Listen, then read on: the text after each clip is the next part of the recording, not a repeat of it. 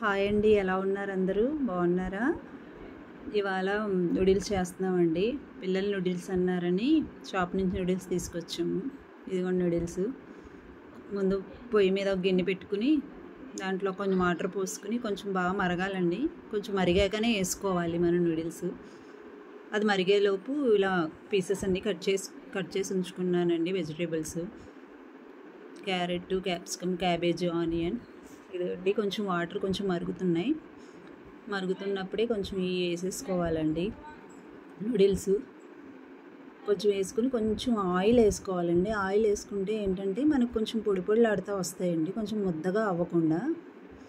ఇవి కొంచెం 90% ఉడికిన తర్వాత అదిగోండి అలా కొంచెం అలా దేంట్లోనే వేసేసుకుని కొంచెం చన్నీళ్ళు ఒక్కసారి అలా చన్నీళ్ళు ఇలా తడిపేసి మళ్ళీ కొంచెం ఆయిల్ పోసుకోవాలండి. వేడి మీదే కొంచెం ఇంకా పొడిపొడిలాడుతూ వస్తాయి.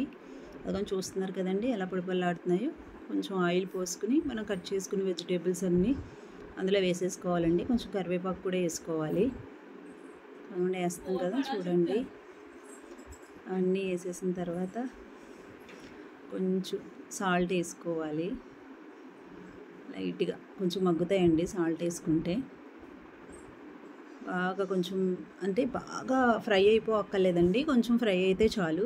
తర్వాత కొంచెం సోయా సాస్ అండి వేసుకుంటే టేస్ట్ బాగుంటుంది. కానీ దాని తర్వాత నూడిల్స్ మసాలా ఉంటుంది కదండి, నూడిల్స్ మసాలా కొంచెం తెచ్చుకుని కొంచెం అది వేసుకుని కొంచెం కారం అన్నీ వేసుకుని ఫ్రై అయిపోయిన తర్వాత ఈ నూడిల్స్ అందులో వేసేసుకుని కొంచెం బాగా ఇప్పుడు కలుపుతున్నాం కదండి, అలా కలుపుకుంటే కొంచెం ఇలా మెత్తగా అవ్వకుండా ఉంటాయండి. మనకి బయట కూడా ఇలానే కలుపుతారు కదండి. చూడండి ఎలా కలుపుతున్నాం. అలాగా కొంచెం లైట్గా కొత్తిమీర వేసుకోవాలండి, టేస్ట్ బాగుంటుంది. అది లైట్గా జీరా పౌడర్ అది కూడా వేసుకుంటే చాలా బాగుంటుందండి. బాగుందండి టేస్ట్. నా ఛానల్ నచ్చినట్టయితే సబ్స్క్రైబ్ చేసుకోండి. బాయ్ అండి.